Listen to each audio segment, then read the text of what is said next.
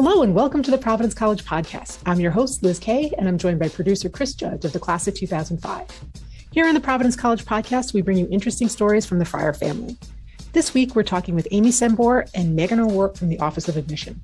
Cembor is a Senior Associate Dean of Admission and has been on the admission team for 9 years.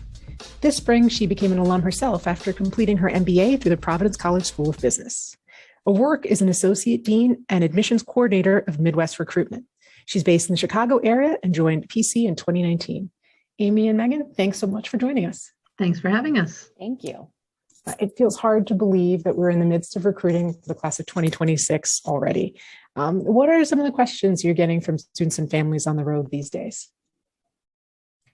I think one of the most interesting things is how normal this fall has felt, given we're all wearing masks and there's social distancing and there's some restrictions where I am at recruiting wise. And so a lot of it has felt just very kind of normal, run of the mill, asking about programs and coming to visit campus. And it's great to see how excited students are.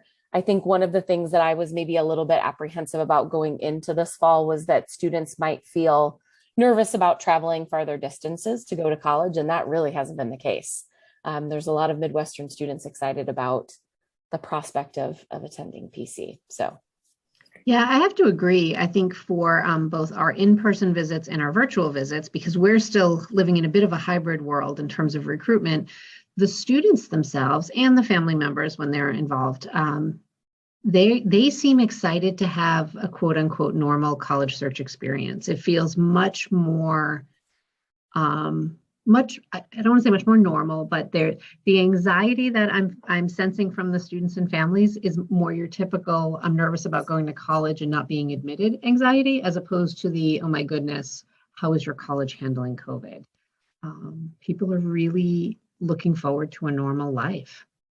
I'm so glad to hear your trade. The students are trading ordinary everyday anxiety for like big looming pandemic anxiety. Right. That's a relief. That really is.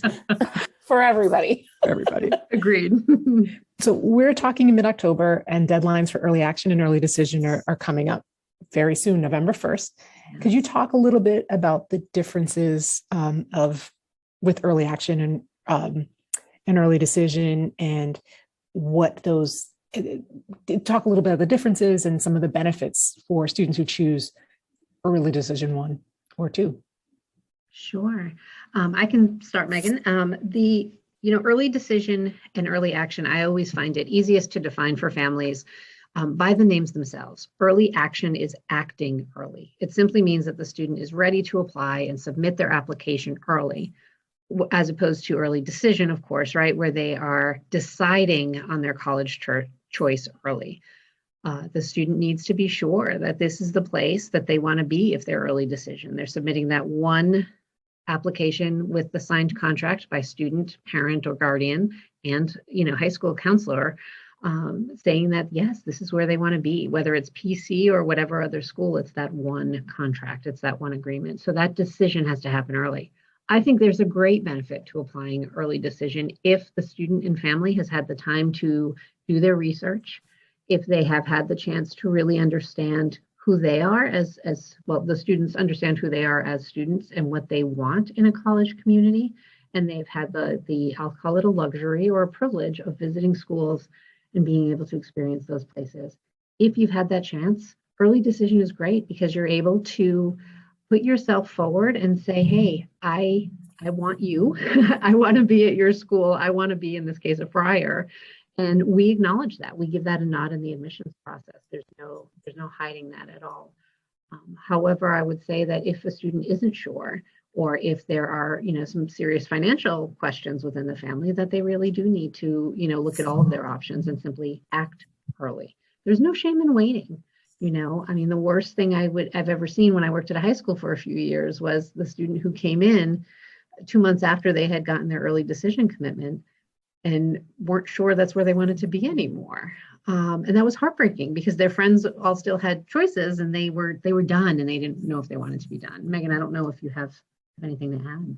Well, it's so interesting. My background, Liz, I came from a couple of schools that didn't offer early decision. So Providence was the first place that I've worked where that was an application deadline that the school offered. And so I think one of the kind of coolest things to me is to see how excited those students are to apply early decision. They seem very ready to be a part of the PC community. And I feel like our office does a good job of being transparent about how it works and what the differences are. I really respect that Raul Fonts and Amy Cembor, who's my boss at PC, have done work to ensure that students understand, you get the same scholarship review no matter what deadline you use to apply to PC.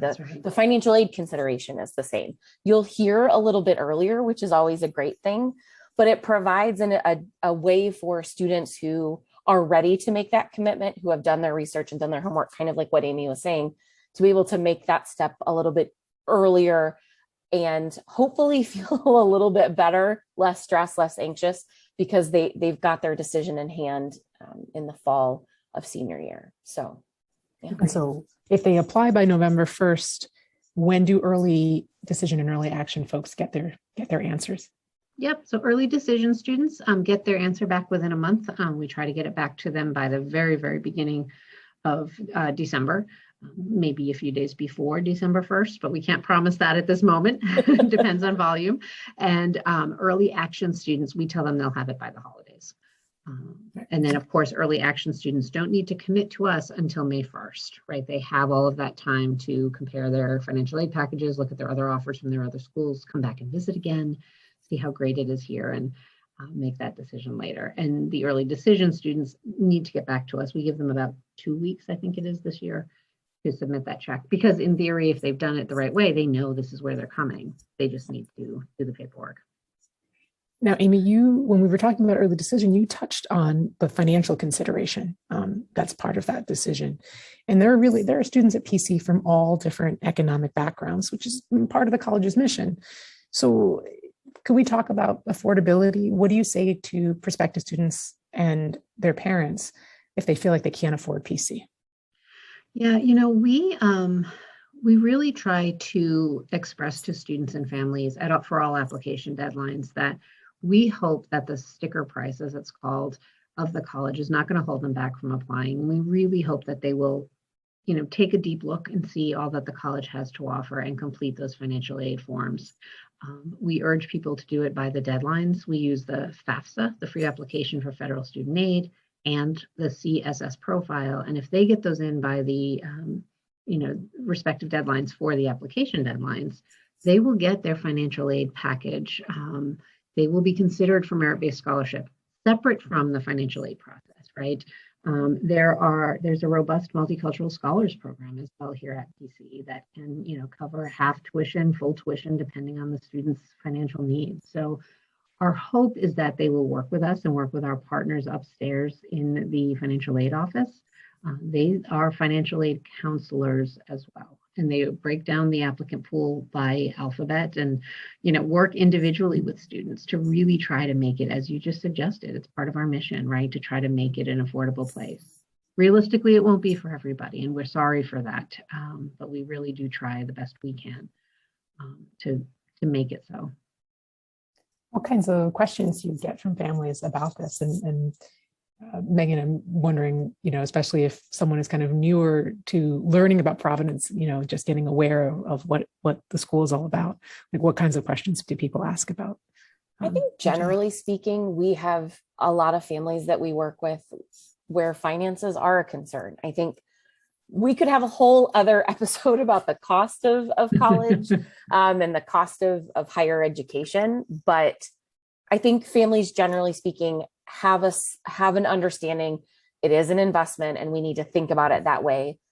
One thing that I've seen, especially recently, is kind of a twofold approach from families that I am working with. Yes, it is questions about, what kinds of scholarships are available, what might I be eligible for? Am I a good fit in terms of admission and for scholarships? What kinds of financial aid do you offer? How do you financially support students?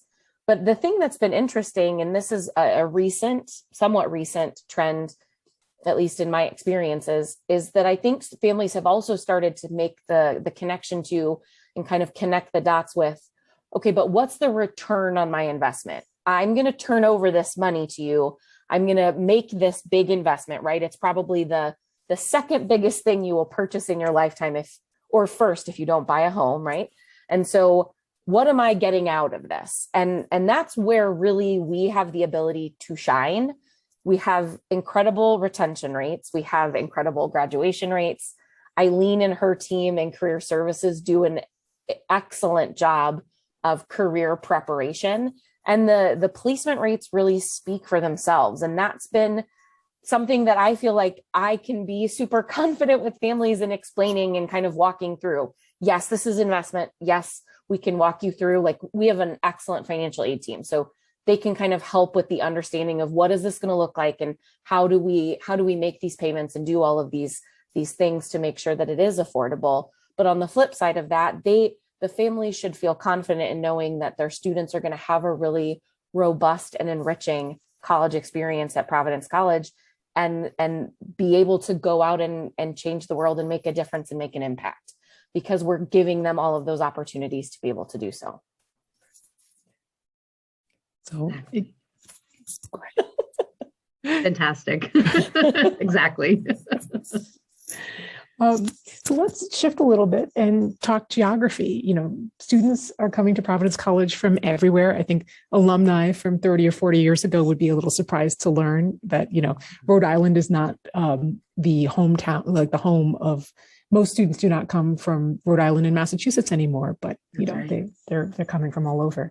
And Megan, you're doing such important recruiting work from Chicago. Can you tell us a little bit about why this is an important initiative for the college? So it's actually part of the strategic plan. There are families that sometimes I get in the weeds with, like explaining, like, this is an important thing for us. We want more students from the Midwest. And they're like, why is she explaining the strategic plan of the college?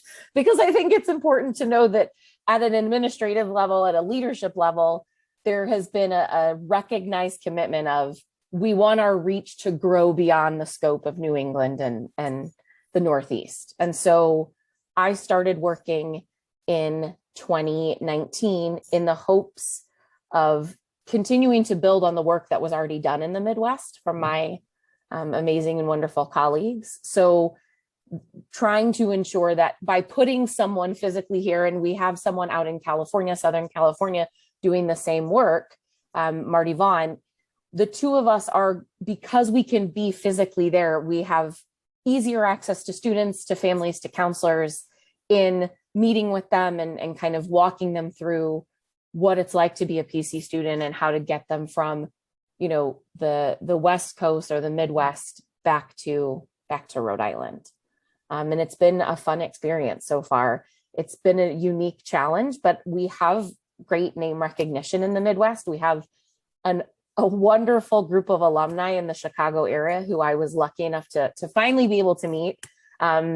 We did a boat tour this summer with the alumni and the incoming freshman students. And I think our incoming freshmen recognize, like, this is truly a community, and these people really love getting together and kind of sharing their PC experiences. It's a very strong alumni network, especially in the Midwest. So it's really fun to be able to travel and to go to different receptions in different parts of the country, and to hear people shouting "Go Friars" when you have that baseball cap on at the airport at 6 a.m. trying to catch your flight after a conference, and you're not quite awake yet.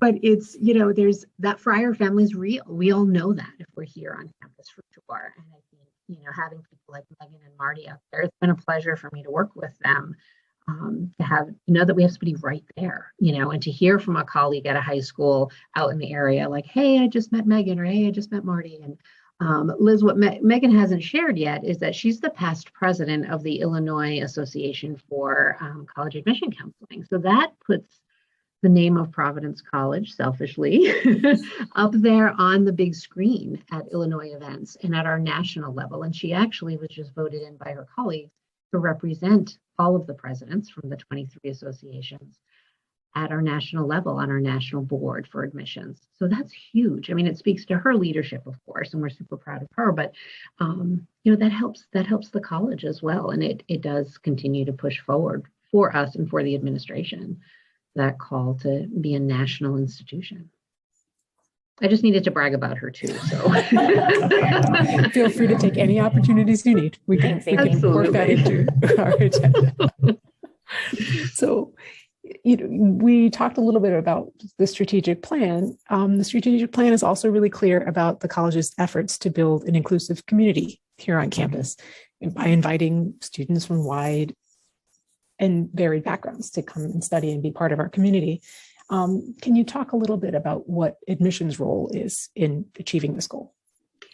Yeah, that's a role that is something that we take very seriously. And we were really glad to see, having been here, for a little while now, I've been really glad to see that written into the PC 200 plan, and to be able to see it, as something that the college does take seriously. It's not easy for our students who aren't one of the many, right? And who are part of a handful, whether that handful means you're from, a foster system, or, and socioeconomically, you are at kind of that lower rung of the socioeconomic spectrum here, or you are, a student of color, or you are an immigrant, an immigrant student who does not have U.S. citizenship. They're all the different wide varieties of folks, looking at their own identity, whatever it might be. So we take it seriously in our office. How can we better educate ourselves to support each other doing the work, to support our colleagues, our colleagues of color, our colleagues from different backgrounds? And then how do we articulate the mission of the college truthfully and welcomingly to the families? I don't know that was real English right there, welcomingly, but sometimes I think it's, as a predominantly white institution, it can be a challenge.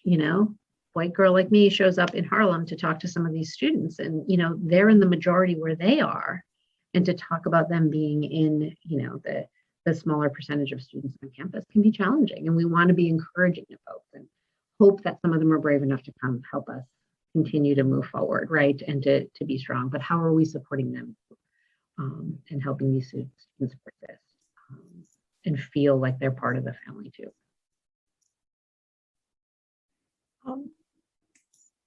We have had success in recruiting students from underrepresented communities.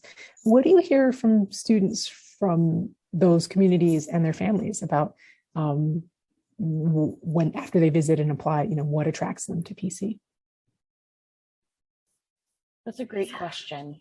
Yeah. I would say that the students that I work with, and this is obviously a little different because I think some of the students that I work with where they live, they kind of want to get out of the Midwest. So this becomes a place where they appreciate that Providence College is in a city, right? That there's stuff to do, that they can experience another part of the country, but in a smaller school environment. Students that come from diverse backgrounds, students of color, especially that are traveling to Rhode Island, I think have already made that commitment in their mind. Like, to Amy's point, I'm going to be brave and kind of take this challenge on because I want to experience something different than what I know in the Midwest somewhere. So a lot of their questions are trying to ensure that they will have the support that they need and be taken care of when they get to campus, right? We're really the door into, or the gateway into, the campus, but we're not as connected to students as completely day to day as their advisors and their resident assistants at career services and all these different offices that support our students. And that's why all of us playing a part becomes so important, because we want to ensure, to Amy's point, that we provide them all this great information that is factual and truthful and helpful, so that they feel confident in making the decision that our school is the right choice for them.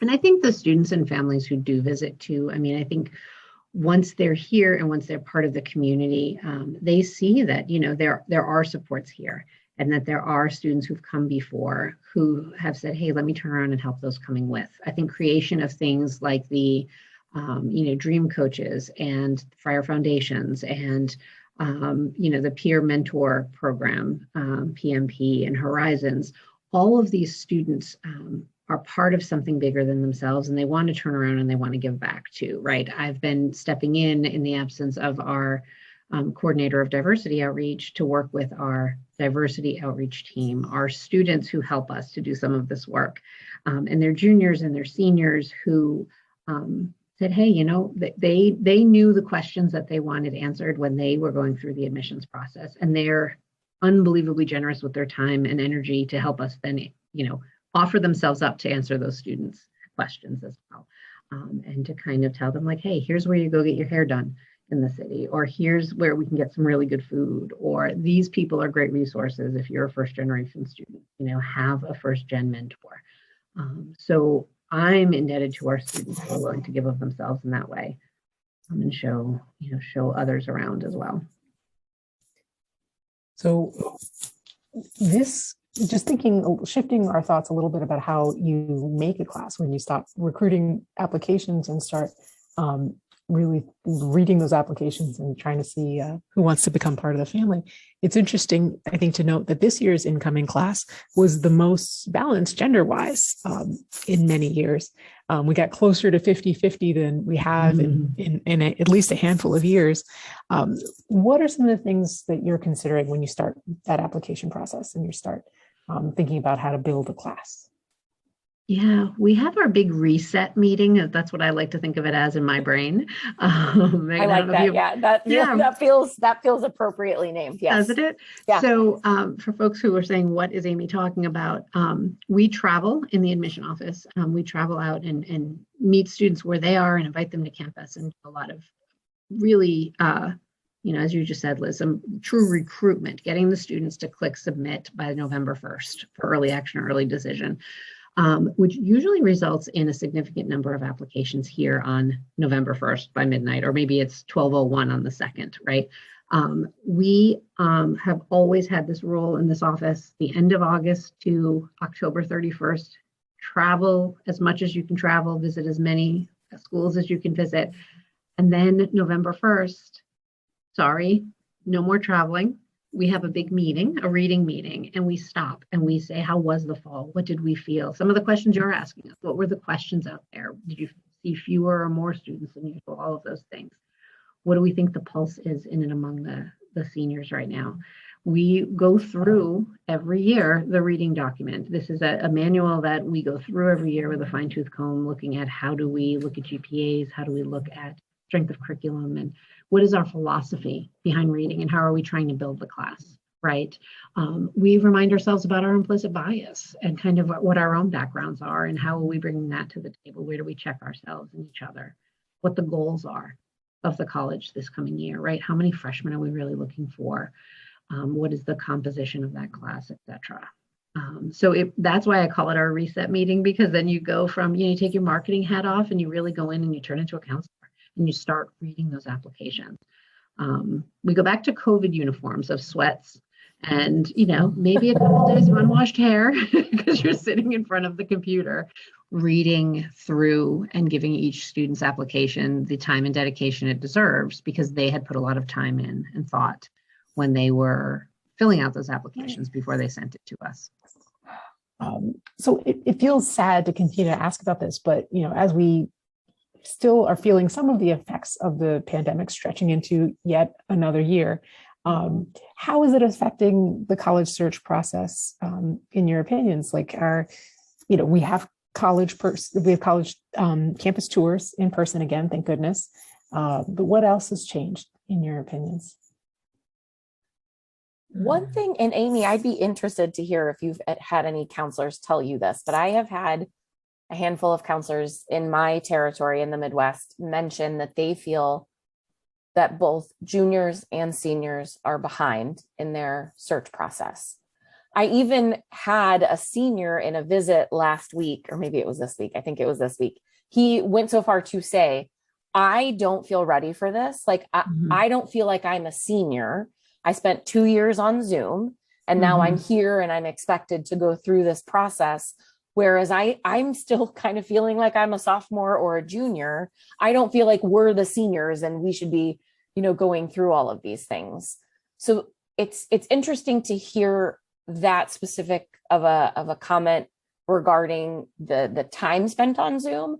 I have heard some counselors make some comments about about students feeling behind, the counselors feel like they are behind, and even more anxiety about the process, because as Amy kind of alluded to, like when we get into the applications, students spend a lot of time on what they submit to us. But in the past couple of years, we've seen schools have to make adjustments about how they're providing grades to students, how they grade students.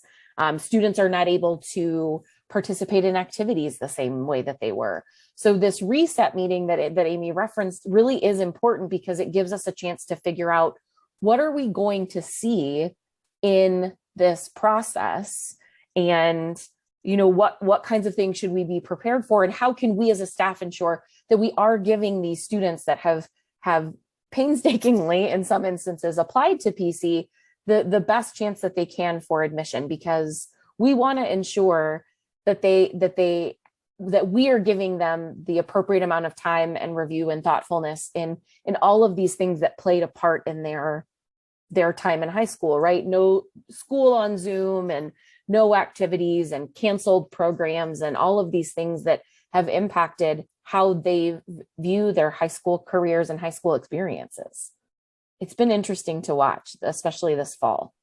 Yeah, I would agree. I mean, as much as students are excited and eager for the future, I think some of their counselors, as Megan said, have seen, they can compare them to where other seniors have been in the past, and how much knowledge or lack thereof there might be at this point. Right. So I agree. I've had a couple counselors say that to me as well.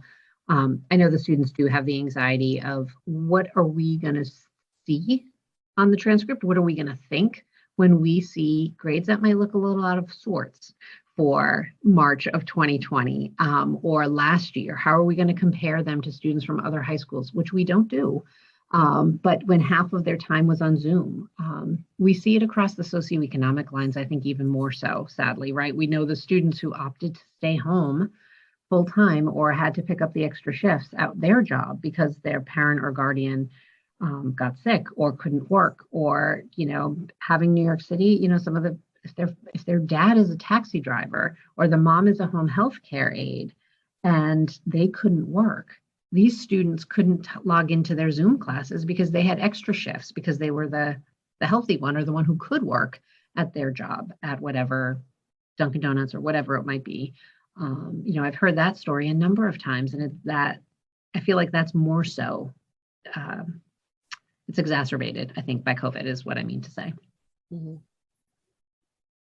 Well, and it's so important to keep that in mind, that the students on campus have definitely not had a traditional college experience, and the high school students who are coming up and joining our community definitely didn't have a traditional high school experience themselves.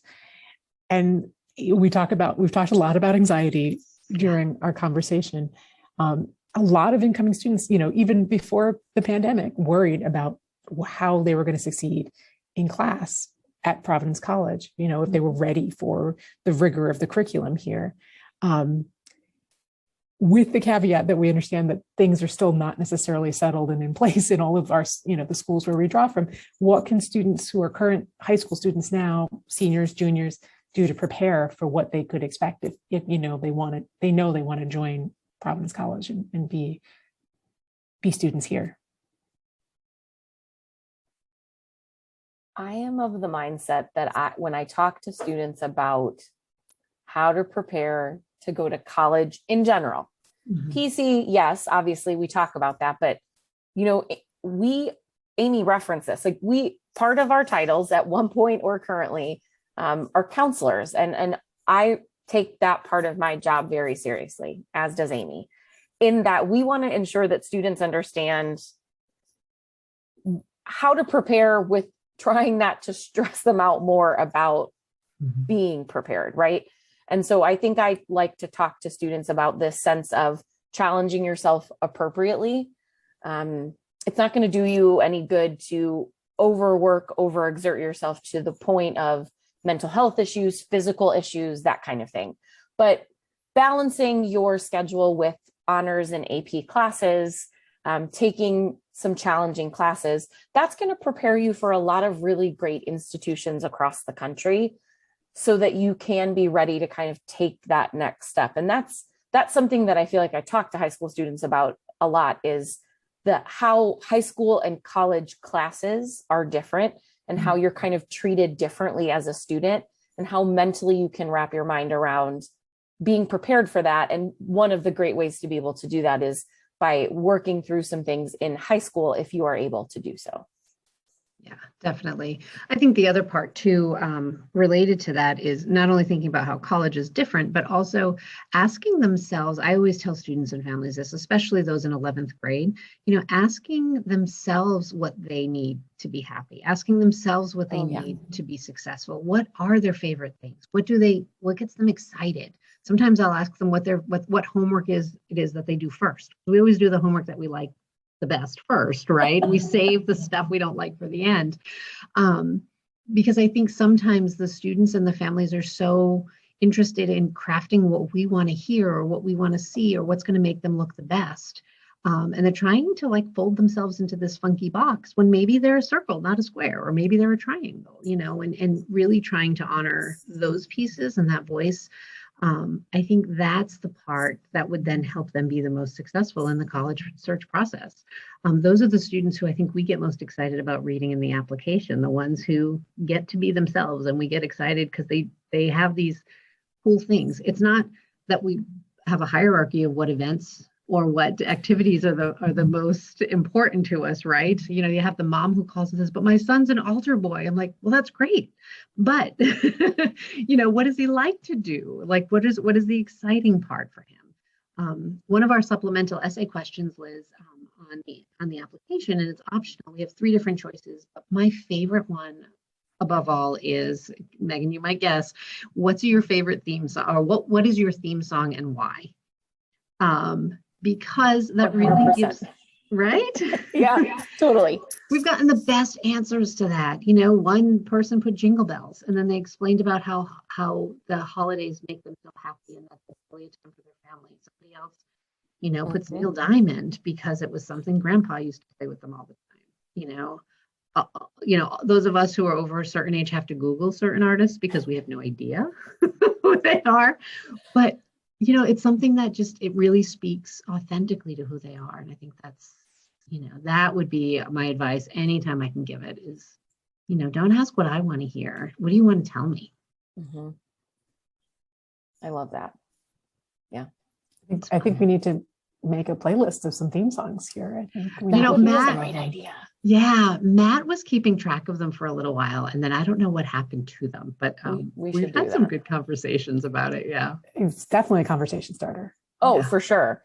Because the songs are fascinating in and of themselves, right? But why they choose them almost just as fascinating in a completely different way to learn about these students in a more relaxed way. It's fantastic. It's fantastic. And it always circles back to something else in their application. It's great. It's either something they wrote about in their essay or something a counselor alluded to in the rec letter or, an activity. Chariots of fire and you're a runner. Yeah, that makes sense, right? Direct line there. We can see line. Yeah. There's no guesswork involved. So while we have a few minutes, I'm just curious, you both are counselors. What are your favorite parts of your job? What drew you to this line of work with all of the caveats and some of the frustrations we mentioned, including, long nights reading applications and racing to making flights to yet another round of high school visits? Right. What would you say yours is? Mine? So I guess I would have to say mine have evolved, right? Because this is my 23rd year in admissions overall. And wrinkles aside, I would say I think my favorite thing now is really helping and watching and being with my colleagues, right? Helping our staff realize their full potentials and what they like to do, watching other people get really excited about our work and what we do. I still love working with the students, of course, right? And engaging with them and watching that light bulb turn on for them. But so much more of my work now happens behind the scenes and, doing a lot of staff meetings and strategy planning and, I don't know, those last minute calls to help an event happen on campus or something. But watching that success happen for other people and watching them engage with our students is, I think, one of the most valuable things, hands down, for me right now in my work. So maybe that doesn't exactly fit on an admission podcast, but it's truthful. There's a lot that goes on behind the scenes to make it all happen. So for sure. Really though. Yes. 100%. Yeah, for sure. Exactly. I mean, my favorite part, and it should make sense because I am regionally based, it's traveling and meeting with students. I love that I am in a community. I love being here in the Chicagoland area and getting to work with students from all over, getting to go up to Milwaukee or go down to St. Louis, to Indianapolis, and get to meet with students and kind of work with them through their college search process and this journey that they're on. It's such an interesting and really unique time in their life to be working with them through all of this. And I have met some incredible students. Yeah. This is year number 15 for me. And I am amazed and hopeful every year with the students that I encounter. I always tell them, like, y'all are going to take care of us when when I'm old, and I am grateful that your generation of students will be the one to lead us and take charge, because I think we've got some really bright, really talented, incredible human beings in this year's freshman class, but in previous classes that I've worked with as well. So that's my favorite part. But as a regional, you would hope that would also be the case, right? Like, that's kind of my gig. That's kind of the thing that I do. So, yeah. Yeah. I like working with the parents too now, as well. And like having those mom to mom conversations of listen, ma'am, I get it. You know, my son hung the moon as well. However,